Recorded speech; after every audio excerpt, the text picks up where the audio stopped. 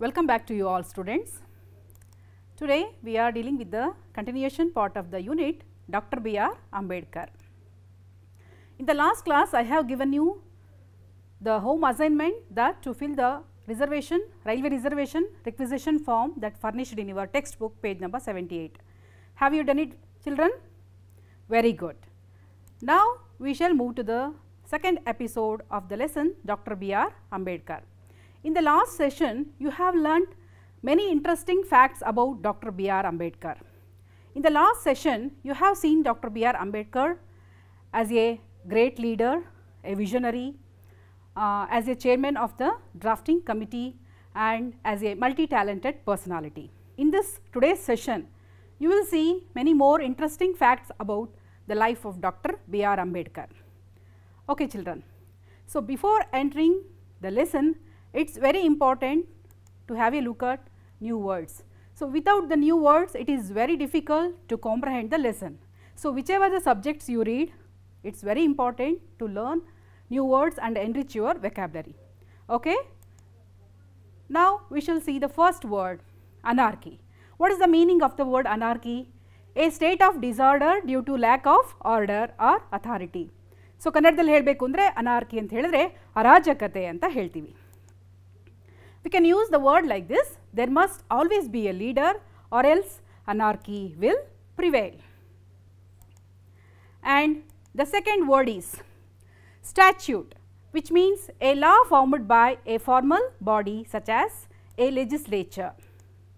ಅಂದರೆ ಕಾನೂನು ಅಂತ ಹೇಳಿ.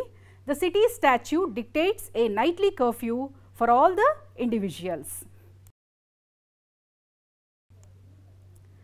Here is a third word, children, acquitted, which means let free.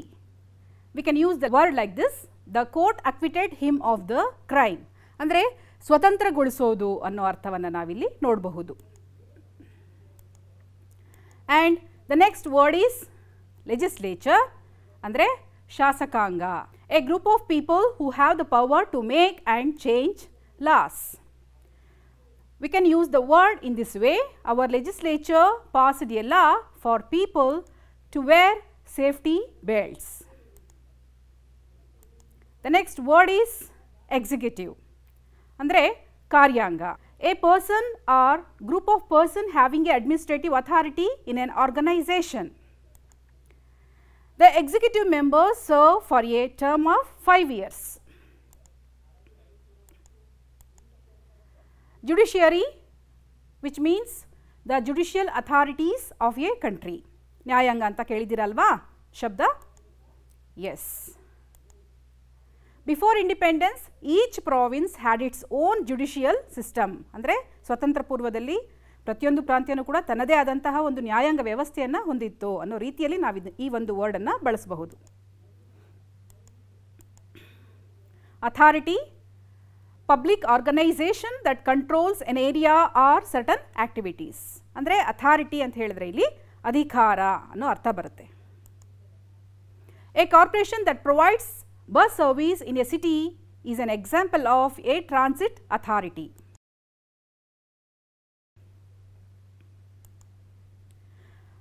Vision, ಮುನ್ನೋಟ ಅಂತ ಕೇಳಿದಿರಲ್ವಾ ಶಬ್ದ? Yes, that is called as vision. An idea or mental image of something. For example, Indu had a vision of a garden full of trees.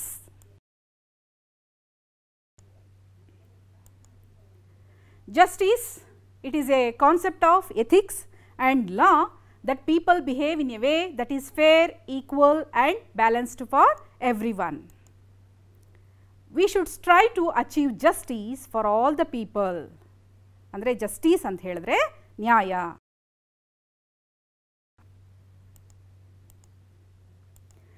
Revolutionary means that involving in a violence. ಕ್ರಾಂತಿಕಾರಿ ಚಟುವಟಿಕೆಗಳಲ್ಲಿ ಭಾಗವಹಿಸೋದು ಅಂತ. Bhagat Singh became a hero for his part in revolutionary activities. Disobedience, which means refusing or neglecting to obey. The students' disobedience shocked the teacher. One more sentence we can use like this, the dog was punished for its disobedience.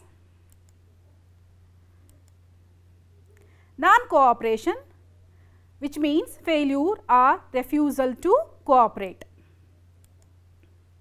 They adopted a strategy of non-cooperation until they were treated fairly. ಅಸಹಕಾರ ಅಂತ ಕೇಳಿದಿರಲ್ವಾ, ಅಸಹಕಾರ ಚಳುವಳಿ ಕೇಳಿದಿರಲ್ವಾ, ಆ ರೀತಿ.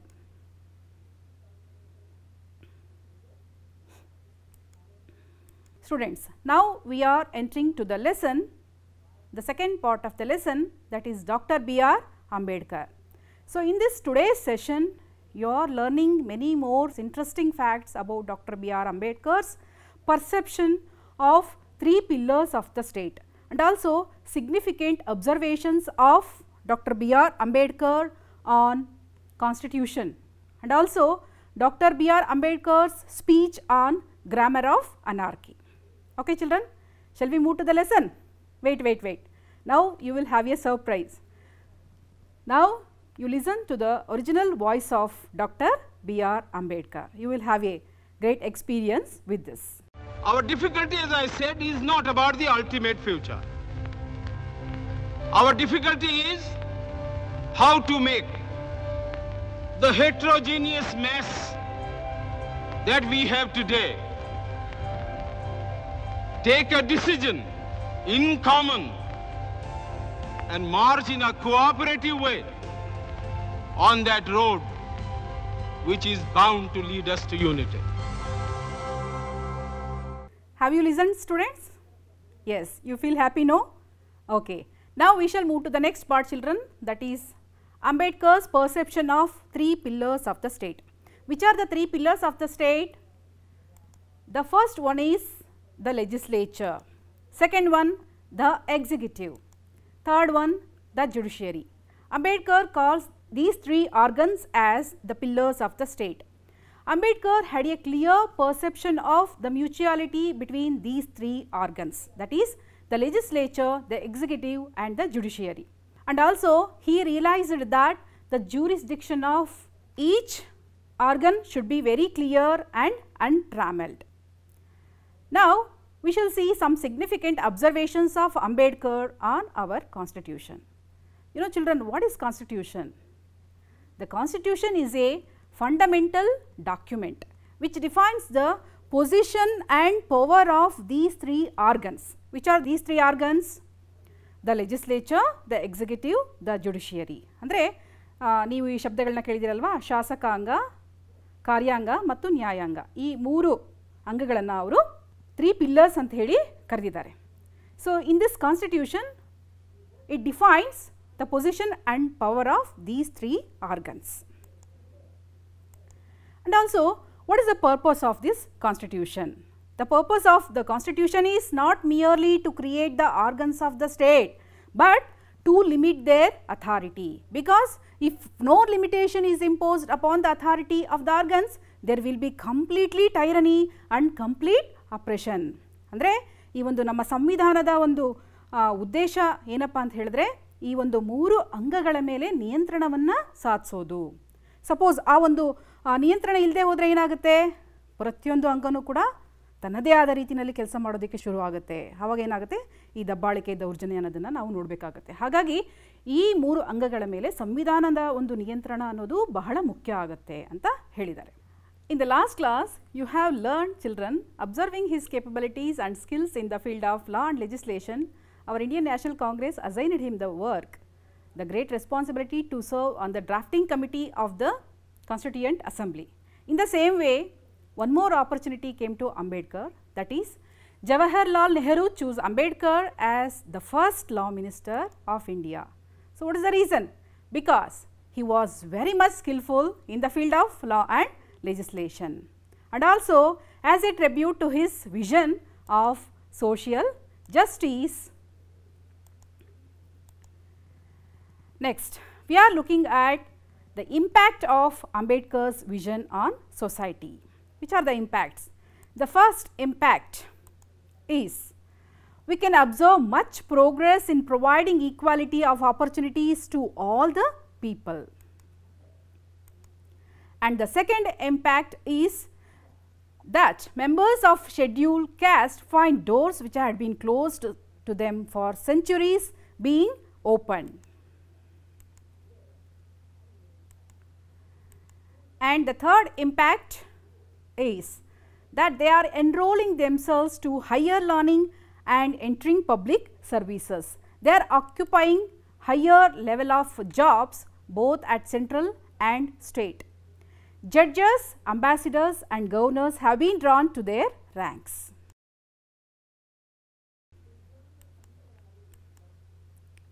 And also, the Commissioner of the Scheduled Caste said in his annual report, we need to make a lot of improvements to bring equality in the society. Then only the great works of Dr. B.R. Ambedkar will get more perfection and truly completed.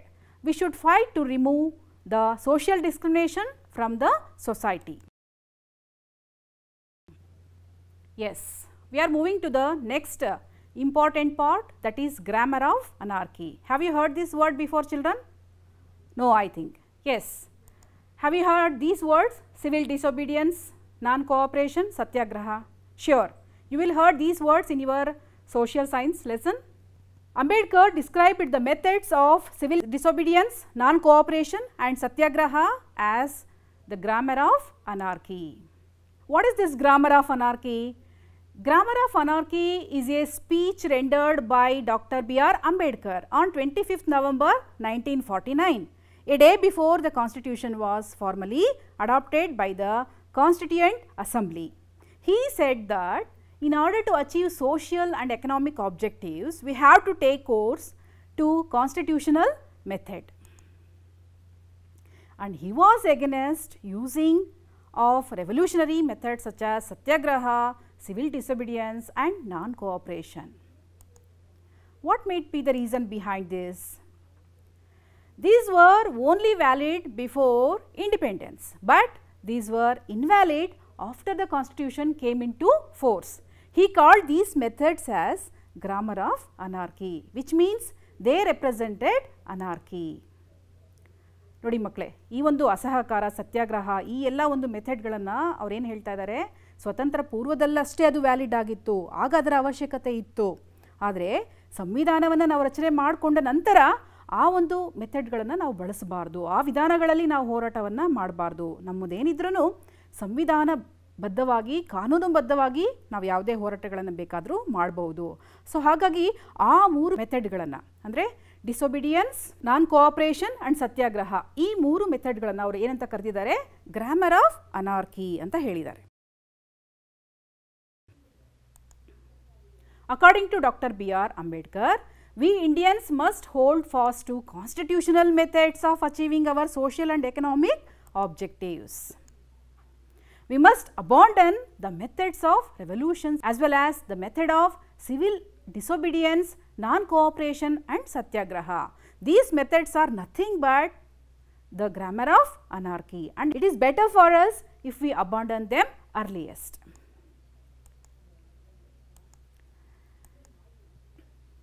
Now, we are looking at the opinions of Buddha and Avai on caste divisions. According to Buddha, there were only two valid divisions. Which are those? They are those who are noble and wholesome, and those who are ignoble and unwholesome. What is this noble? Noble ಅಂತ ಹೇಳಿದ್ರೆ ಉದಾತ್ತತೆ ಅಂತ ಹೇಳ್ತೀವಿ, ಉದಾರ ಮನೋಭಾವ ಅಂತ ಹೇಳ್ತೀವಿ. ಹಾಗೆ wholesome ಅಂತ ಹೇಳಿದ್ರೆ ಪರಿಪೂರ್ಣತೆ ಅಂತ. ಅಂದರೆ ಯಾರು ಉದಾತ್ತತೆಯನ್ನು ಅಂದರೆ ಉದಾರವಾದ ಮನೋಭಾವವನ್ನು ಯಾರು ಹೊಂದಿರ್ತಾರೆ ಮತ್ತು ಪರಿಪೂರ್ಣತೆಯನ್ನು ಹೊಂದಿರ್ತಾರೆ, ಸೊ ಅಂತಹ ವ್ಯಕ್ತಿಗಳು ಒಂದು ವರ್ಗ. ಮತ್ತು ಉದಾತ್ತತೆಯಿಂದ ಇಲ್ಲದೇ ಇರ್ತಕ್ಕಂಥವ್ರು ಮತ್ತು ಪರಿಪೂರ್ಣತೆಯನ್ನು ಸಾಧನೆ ಮಾಡಿಲ್ಲದೆ ಇರ್ತಕ್ಕಂಥವ್ರು, ಅದು ಇನ್ನೊಂದು ವರ್ಗ. ಈ ಎರಡೇ ವರ್ಗಗಳು ಸಮಾಜದಲ್ಲಿರೋದು ಅಂತ ಬುದ್ಧ ಹೇಳಿದ್ದಾರೆ. Next, according to the Tamil poetess Avvai, there are only two castes in the world. Which are those? They are charitable who give and superior, and misers who do not and inferior. Charitable which means ಉದಾರವಾಗಿ ದಾನ ಮಾಡ್ತಕ್ಕಂಥದ್ದು, ಯಾರಿಗೆ ಇಲ್ಲ ಅವ್ರಿಗೆ ನಾವು ಕೊಡ್ತಕ್ಕಂಥದ್ದು. So ಅವ್ರನ್ನ superior ಅಂತ ಹೇಳ್ತಾರೆ ಅವ್ವೈ ಅವರು. ಸುಪೀರಿಯರ್ ಅಂದರೆ ಮೇಲ್ಸ್ತರಕ್ಕೆ ಸೇರಿರುವಂಥವರು. ಯಾರು ಈ ರೀತಿ ಒಂದು ಒಳ್ಳೆಯ ಗುಣವನ್ನು ಹೊಂದಿರ್ತಾರೆ, ದಾನ ಮಾಡ್ತಕ್ಕಂಥ ಗುಣವನ್ನು ಹೊಂದಿರ್ತಾರೆ, ಅವರು ಮೇಲ್ಸ್ತರಕ್ಕೆ ಸೇರಿರುವಂಥವ್ರು ಅಂತ. ಹಾಗೆ ಯಾರು ಜಿಪುಣಗ್ರೇಸರಾಗಿರ್ತಾರೆ, ಯಾರು ನಾನು ಮಾತ್ರ ಚೆನ್ನಾಗಿರ್ಬೇಕಪ್ಪ, ಸೆಲ್ಫಿಶಾಗಿ ಯಾರು ಯೋಚನೆ ಮಾಡ್ತಾರೆ, ಅವ್ರನ್ನ ಅವರು ಮೈಸರ್ಸ್ ಆ್ಯಂಡ್ ಇನ್ಫೀರಿಯರ್ ಅಂದರೆ ಕೆಳಸ್ತರದಲ್ಲಿ ಇರತಕ್ಕಂಥವ್ರು ಅಂತ ಹೇಳಿ ಕರೆದಿದ್ದಾರೆ. So according to Buddha and ಅವೈ, these are the two valid divisions. And also, not only Buddha and Avai, many great sages had exposed the hollowness of these divisions and sought to bring all the communities of India together. You can observe many great sages like Kanakadasa and Basavannas, they opposed the caste system. So in this way, many more sages are there who try to create awareness among the people regarding the caste systems. Next, we are looking at the views of Gandhiji and Ambedkar. You already learned that Gandhiji and Ambedkar worked for the same cause, but their approach is different. How is it different? Let us see that. Gandhiji stressed the higher caste of their duties towards the depressed class. Baba Saheb Ambedkar stressed their inherent rights to equality with the higher and more powerful caste.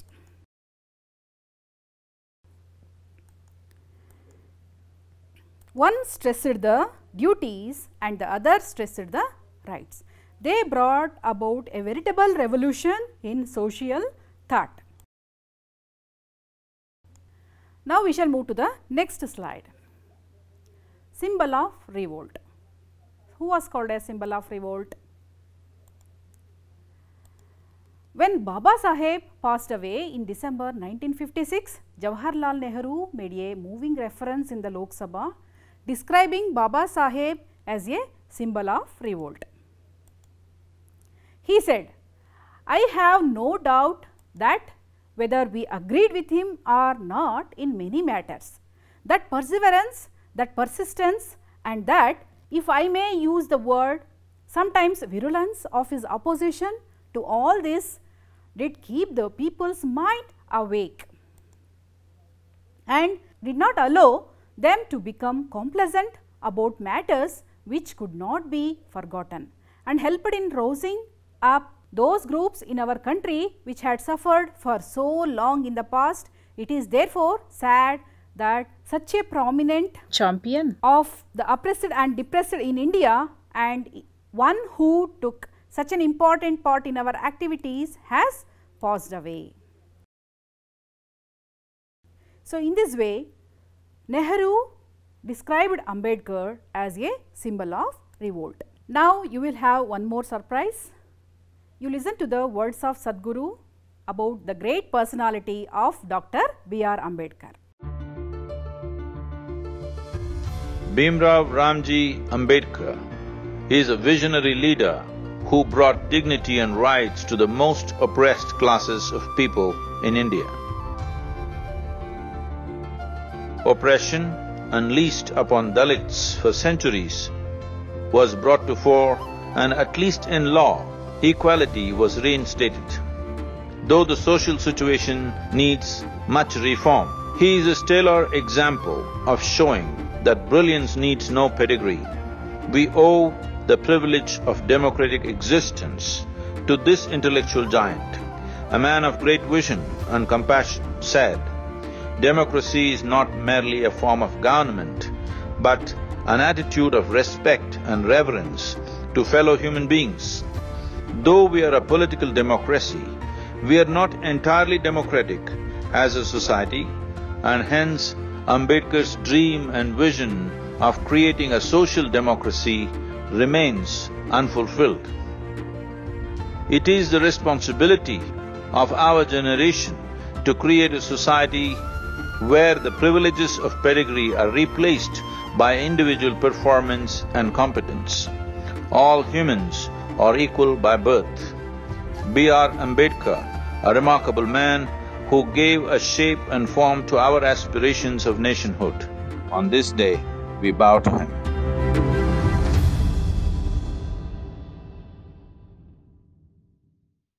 Have you listened, children? Yes, I think now you had a great experience by listening to the words of Sadhguru. Now, we shall see some famous quotes of Dr. B.R. Ambedkar and brush up our knowledge with the great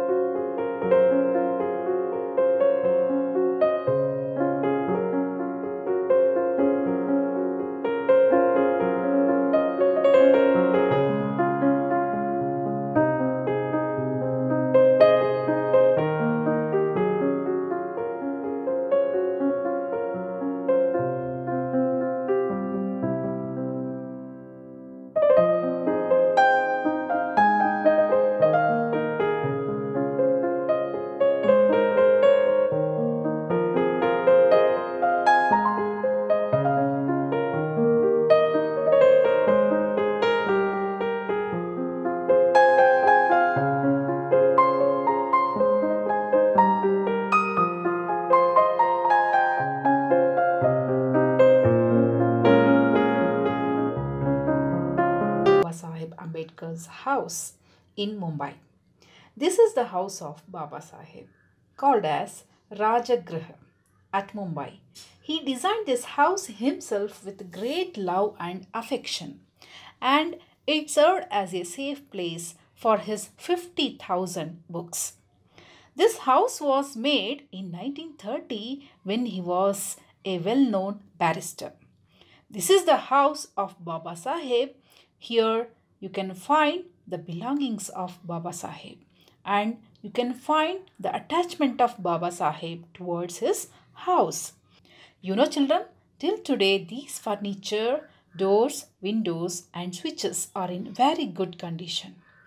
Some sources tells us that the wood used to do all these furniture and doors and windows were imported from Burma. I think you had a great experience with this visit to Baba Saheb's house. Thank you. Okay children, now let us recapitulate what we have learned so far with the gist of the lesson, Dr. B.R. Ambedkar. In this lesson, Dr. B.R. Ambedkar, which are the important points or gist that you need to learn? You have seen Ambedkar as a voracious reader. He used to buy books by curtailing his daily needs. This habit of reading books only took him to such a prestigious position. And the second point, he was greatly influenced by the works of Mahatma Phule. And also because of his special skills and capabilities in the field of law and legislation, he served as the chairperson of the drafting committee, and also he served as the first law minister of India. And also Ambedkar calls the three pillars of the state, that is the legislature, judiciary and executive. And Ambedkar calls disobedience, non-cooperation and satyagraha as grammar of anarchy. And Ambedkar stressed the rights to equality. And also for his all achievements, Ambedkar calls him as a symbol of revolt. Okay children, now here is a question for you. Why do you think Nehru chose Ambedkar as the first law minister of India? So what is your answer? Okay, check your answer now. Nehru chose Ambedkar as the first law minister of India because he was skillful in the field of law and legislation, and also as a tribute to his vision of social justice. Here is a second question for you children. What are the opinions of Buddha and Avvai on caste divisions in India?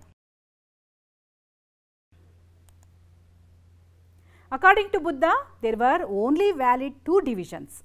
They are those who are noble and wholesome and those who are ignoble and unwholesome. According to the Tamil poet Avvai, there are only two castes in the world. They are the charitable who give and superior, and the misers who do not and inferior. Here is a third question children. what are the similarities between views of Ambedkar and Gandhiji on social reforms? Gandhiji stressed the higher caste of their duties towards the depressed classes. Ambedkar stressed their inherent rights to equality with the higher and more powerful caste. One stressed the duties and the other stressed the rights.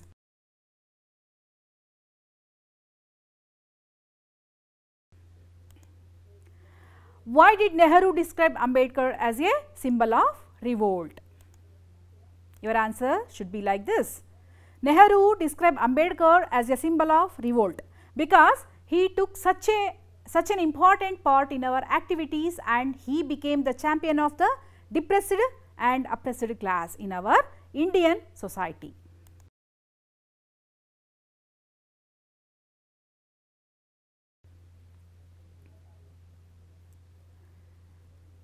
Okay, now we are moving to the last segment, that is home assignment, children.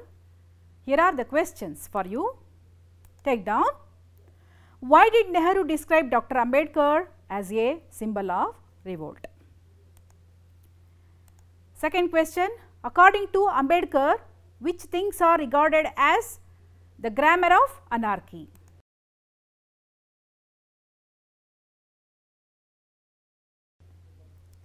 What made Dr. Ambedkar describe the methods of civil disobedience, non-cooperation and satyagraha as the grammar of anarchy?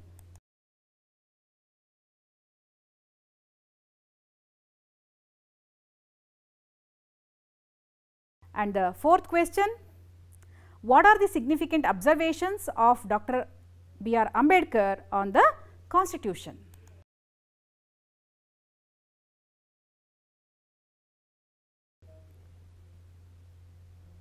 Okay, children, thank you very much. I think you learned many interesting facts about Dr. B.R. Ambedkar and enjoyed the lesson. Have a nice day. Thank you.